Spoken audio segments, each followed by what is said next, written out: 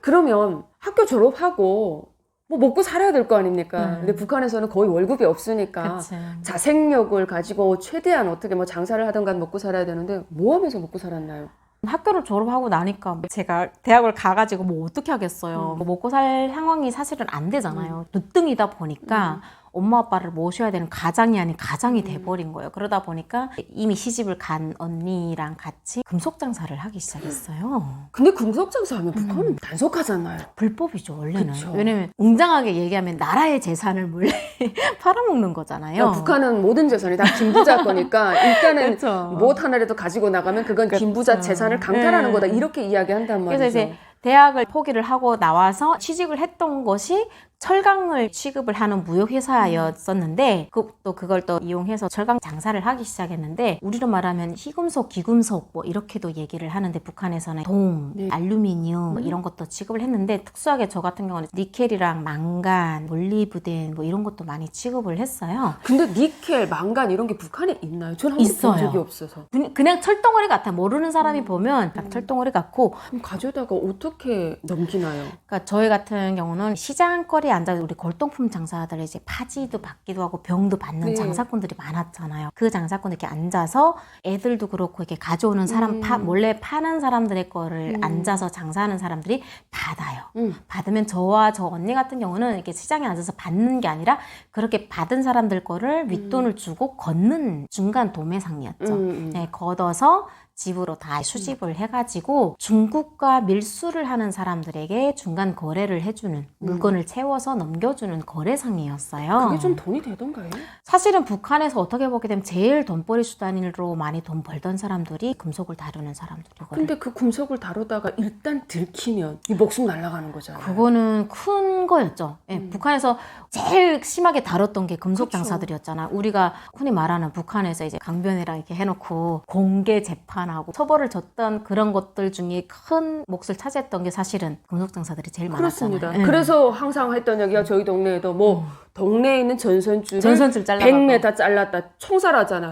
그래서 저는 그때 어린 마음에 저도 그랬지만 우리 엄마도 하는 게 저 새끼는 다른 데 가서 다른 걸 도둑질하지 왜 하필이면 그거를 자르냐. 그러니까 북한 사람들도 그런 동정이 있잖아요. 맞아요. 장사도 좀 머리 좋게 해야지. 자르는 순간에 전기가 선이 나가고 그리고 와서 딱 잡는데 그걸 왜 자르냐. 근데 그게 어쩔 수가 없어요. 저희는 받아보면 알잖아요. 근데 전기선을 자르는 사람들이 어쩔 수 없는 선택을 하는 거예요. 그래서 자른 사람들은 잘라가지고 팔 때 어떻게 파냐면 딱딱딱딱 절단을 해가지고 한 번에 안 팔고 이쪽에 조금 저쪽에 조금 나눠서 팔아요. 근데 그걸 어떻게 영리한 잡아요? 사람들은.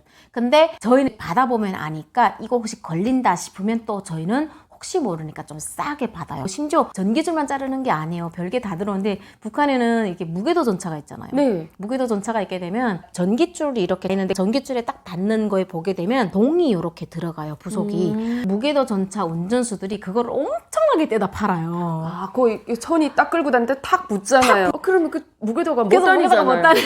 이렇게 전자품 돌리는 선반쟁이들 또 뭘 파냐면 선반 돌리는데 보게 되면 동으로 돼 있는 이렇게 돈선이 있어요. 걔네들 다 내다 팔아요. 네. 이게 보면 걸리는 거죠. 그러니까 나라의 선반 이런 데서 다 뜯었다 팔아요. 오늘 당장 우리 자식이 쌀 한 톨이 없어서 굶는 그쵸. 상황이 발견된다면 나 같아도 어떻게 하든 여기서 팔 수 있는 거를 눈 돌려서 팔아서 그쵸. 아이에게 밥 한 술 띄워주고 싶은 그런 부모 마음에서 출발해서 그러는 거죠. 근데 저는 이것을 도덕질에서 나쁘다가 아니라 일을 한 것만큼 정직한 대가를 치러주지 지급주지 않으니까. 그렇게 해서라도 먹고 살 수밖에 없는 북한의 이런 썩은 사회 시스템 때문에 이런 부작용이 생기는 거고 사실은 북한에서 살았던 사람들이 누구도 도둑질을 안 해봤다고 하면 그건 거짓말이죠. 거짓말이죠. 대부분 그래서 제일 큰 도둑은 김일성, 김정일, 김정은이고 그 밑에 작은 도둑들이 활약을 해서 어떻게 하든 가족 경제를 이끌어 나가는 이런 시스템으로 항상 운영이 된다라는 말씀을 드리고 싶습니다. 그러다가 무슨 일이 있게 됩니까? 사실 그렇게 해서 남들보다 좀 잘 먹고 뭐 굶고 살진 않았고 그래도 쌀밥 먹고 이렇게 잘 지내오다가 저희가 잡힌 게 아니에요. 밀수하던 사람들이 잡힌 거예요. 양강도 쪽에서. 어디서 터질지 네, 모른다니까. 그러니까 이게 사람의 일은 정말 모르는 게 그 밀수를 하던 양강도 해사한 애들이 잡히면서 양강도 보위부에서 취급을 하게 된 거죠. 네. 근데 저희는 어찌됐건 경찰들을 다 끼고 하고 뭐 감찰가든 수사가든 다 끼고 하니까 상관이 없는데 양강도 해산이라는 곳에서 사건이 의뢰가 되잖아요. 네. 의뢰가 되면 이 사건이 두 개가 같이 처리가 돼버리는 거예요. 사건이 의뢰가 되다 보니까 저의 돈을 받아먹은 사람들도 일단 발등에 불이 떨어진 거예요. 그래서 저랑 저희 언니가 일단은 같이 구류가 됐어요. 방안을 내세운 게 일단 둘 중에 하나는 나가자. 어떻게 다른 방법을 찾아보자 라고 해가지고 저희 언니랑 저랑 이제 구류장에 앉아가지고 어떻게 할까? 네가 나갈래? 내가 나갈래? 이러고 거기서 아주 그냥 울고불고 둘이 난리가 났어요. 근데 그때 저희 언니는 돌쟁이가 막 지난 둘째가 있었고 저희 엄마 아빠는 이제 이미 한갑이 다 넘으신 연세들이었는데 언니는 20살 갓 지난 내가 여기 이제 그냥 있을 나이는 아니다. 내가 나가야 된다. 근데 나는 제가 나가가지고 형부랑 큰 조카랑 어떻게 하고 엄마 아빠는 덜 본다 치지만 그 조카를 내가 어떻게 봐요. 그리고 언니가 나가야지 아기가 있는데 그래서 언니가 나가라 해가지고 이제 둘이가 합의하고 언니가 나간 거거든요. 그렇게 하고 이제 제가 구류 생활을 하면서 그 사건이 어떻게 뭐 처리할 수가 없었어요. 왜냐면 이게 장사가 그냥 내가 전기선 짧다서 팔았어요. 뭐 물건 이렇게 날라다가 너 브로커에게 줬어. 이 정도가 아니라 저희는 이제 어마어마한 물동량을 몇 톤씩 해가지고 이제 넘긴 장사였기 때문에 그러다 보니까 형이 좀 컸죠, 정말. 그쵸. 전 그냥 점장사라고 하는 북한에서 뭐 몇백 킬로 넘기는 장사인 줄 알았는데 몇 톤이요? 네, 몇 톤이었어요. 와, 굉장히 위험한 장사를 굉장히 크게 했네요. 되게 엄중했을 것 같은데. 엄청 엄중했고 형 자체가 제가 나온 형이 13년형이었어요. 어떻게 30몇 살까지. 네. 13년형이었고 정말 엄중했고 공개 재판이라든가 북한에서 말하면 진짜 총살까지 당할 수도 있는 거였죠. 시범 깨면 걸렸으면 죽었을 수도 있는 겁니다. 근데 워낙에 뭐 돈도 많이 쓰기도 했고 또 그나마 또 다행인 거는 의뢰된 사건이다 보니까 우리는 얘네가 이렇게 했다라고 좀 밀어붙인 것도 있고 그쪽 애들에게 걔네가 일단 먼저 잡혔으니까 그쪽으로 좀 많이 밀기도 했고 저희는 저희 사건이니까 또 저희 단계에서 일단 끝내고 재판을 끝내자라고 해가지고 했던 것도 있기도 했지만 그 톤수와 그 장사의 목적은 변하지 않으니까 그렇죠. 그거에 대한 형은 이제 그대로 떨어진 거죠. 그러면 그 안에 취조하는 기간 몇 개월 정도 있다가 최종 재판까지 나가신 거예요? 취조는 사실 빨리 끝났어요. 2, 3개월 안에 빨리 끝났는데 근데 북한은 이렇게 조사하고 하게 되면 뭐 사돈의 8촌, 뭐 4촌까지 뭐 신원조회하는 시스템이 북한은 있어가지고 근데 저는 이제 조사는 이미 다 끝났고 재판받은 날짜만 기다렸다 했는데 갑자기 재판이 보류가 된 거예요. 그래서 이제 왜 그러냐 했더니 이제 담당 조사하시는 분 알고 있으니까 근데 야, 너 이제 신원조회 끝나가는데 신원조회 해야 되는데 뭔가 협의가 들어갈 것 같다라고만 하는 거죠. 협의가 뭐냐라고 그런 게 있다라고만 얘기하는 거예요. 그래서 기다렸는데 그게 오용부용하다 보니까 어떻게 6개월이 반년을 거기서 살게 됐어요. 그래도 북한 치고는 6개월이면 그렇게 길지는 않네요. 그러니까 근데 구류 6개월이면 사실은 길어요. 네. 왜냐면 구류를 오래 안 있게 하고 빨리 또 보내버리기도 하고 왜냐면 그때는 탈북했던 사람들이 잡혀오는 사람도 많았고 구류장에 좀 많이 차 있을 때예요. 네.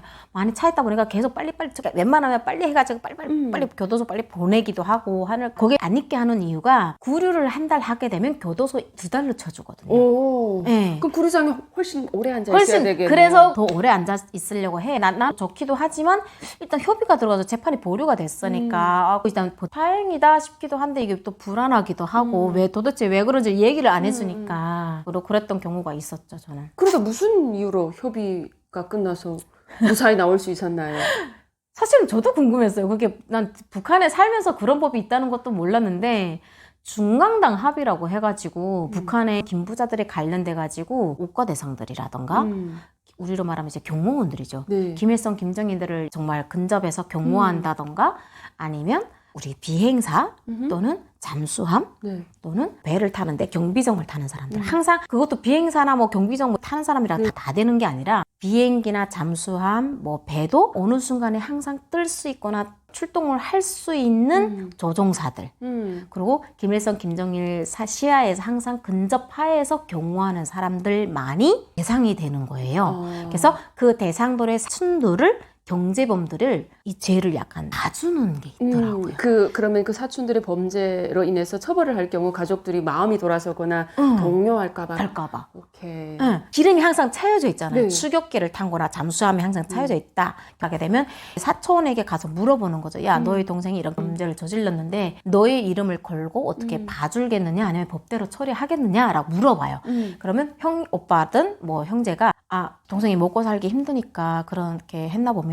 한 번만 봐주십시오. 라고 하는 거예요. 그렇게 되면 그래? 일단 알았어 하고 그 형제의 결과를 듣고 중앙당에서 회의를 하는 거예요. 그게 바로 중앙당 합의인 거예요. 네. 그래서 그 중앙당에서 제 사건을 놓고 그 사촌 오빠의 협의점을 가지고 회의를 하는 거죠. 얘 사건이 뭐고 얘 경제사범이 뭐냐, 먹고 살기 힘들어서 이런 죄를 지었네. 근데 얘가 이렇게 봐달라고 얘 직업이 뭐냐, 비행기를 타고 있는 추격기네, 추격기 조종사네, 좀 봐달라고 하네, 봐줄까 말까 쭉 해가지고 봐주자라고 결론이 나면 제가 이제 재판이 받아진지 나오는 거고, 만약에 그 사촌이 아니요 법대로 처리해 주십시오, 어디서 수령님의 밑에서 먹고 살기 힘들다고 해도 그런 죄를 지을 수가 있으니까 법대로 처리해 주십시오 하게 되면 그냥 뭐 합의고 뭐가 없는 거고. 근데 북한에서 살았던 석기들 기준으로는 그렇게 할 확률이 되게 많은데, 우리가 아는 석기들이 있잖아요. 그래서 그렇게 할 확률이 많은데 많죠. 그 사촌 오빠는 좀 나이스했네요. 그 오빠가 그럴 수밖에 또 없는 게, 북한의 공군대학교가 북한 함경북도에 있어요. 네. 네, 함경북도 수남에 있는데 오빠가 거기를 나온 거예요. 그러면서 집이 평양인데 평양까지 기차 타고 왔다 갔다 하기가 불편하잖아요. 네. 그 학교를 다니면서. 그러니까 이제 휴가 받고 방학 기간에도 가기가 싫으니 우리 집에 와가지고, 우리 집에 와서 이제 이모 삼촌 엄마 나 마늘 한 2점만 사주세요. 뭐 우리 엄마가 마늘이랑 고춧가루 그 학교에다가 내주고 오빠가 우리 집에 와서 쉬고 가고 하면서 그거 4년을 나오고 항공대학을 졸업을 하고 갔는데, 비행기를 타는지 직승기를 타는지 뭐 몰랐던 거죠 저희는. 그러니까 자가생의 어떤 역할을 담당하고 있어요. 그냥 우리는 몰랐는데 신혼주에 하다 보니까 오빠가 추격기 탄다는 걸 그때 알게 된 거예요. 근데 오빠가 다행히 봐달라고 했던 거죠. 그래서 중앙당 합의를 거쳐서 제가 재판장에 나가는데, 사실은 이 중앙당 합의가 그때까지만 해도 안 알려져요. 그래서 재판장 나가는데, 저는 이제 북한에는 뭐 재판관 뭐 이런 걸 볼 일도 없고 무슨 재판소 이런 거 볼 일도 없었잖아요. 그럼 변호사도 없나요? 전 변호사거나 있어야 된다는 거나 이런 것도 그때도 몰랐고, 예, 몰라요. 그런 직업에 대해서도 모르고 재판소 이런 것도 처음 가봤고, 딱 들어갔는데 그냥 이렇게 앞에 무슨 테이블이 있고, 앞에 무슨 재판장인지 뭐 판사인지 어쨌든 그런 사람 한 명 있고, 양쪽에 뭐 2사람 어떤 사람 또 앉아 있고, 난로가 제일 눈에 그냥 제일 크게 들어왔어요. 겨울이니까 6월달이니까 난로가 크게 이렇게 하나가 이렇게 앞에 있고, 제가 데리러 간 개호 애들이 2명 이렇게 앉아 있었어요. 그리고 다였어요. 뒤에 우리 언니랑 오빠가 이렇게 와 있고, 우리 언니랑 오빠는 어떻게 될지, 우리 언니는 막 질질 울고 있고, 그 재판 받으면 제가 가겠구나. 한 달 안쪽으로는 가야 되니까. 그래서 병보석으로 뺀다는 것만 알고 있었거든요. 설명을 해요. 수령님의 은혜 속에서 이렇게 행복하게 살아가면서 뭐 나라의 재산을 팔아먹는 엄청난 범죄를 저지르고 쭉 읽더라고요. 그래가지고 13년 형에 처해졌다. 근데 벌이 좀 클 수도 있겠다라고 했는데, 13년 이제 교화소 형에 청한다라고 하는데, 그걸 듣는 순간 정말 앞이 깜깜했겠다. 그때가 이제 22살, 23살. 근데 정말 순간 앞에 아무것도 안 보이는 것처럼 깜깜해지더라고. 시집을 다 갔다가 아니라, 이게 그냥 내 인생이 끝났구나라는 거에 울음이 나지도 않고 그냥 깜깜해지더라고요. 그래서 13년? 순간 시청하는데 또 이제 거기서 나와요.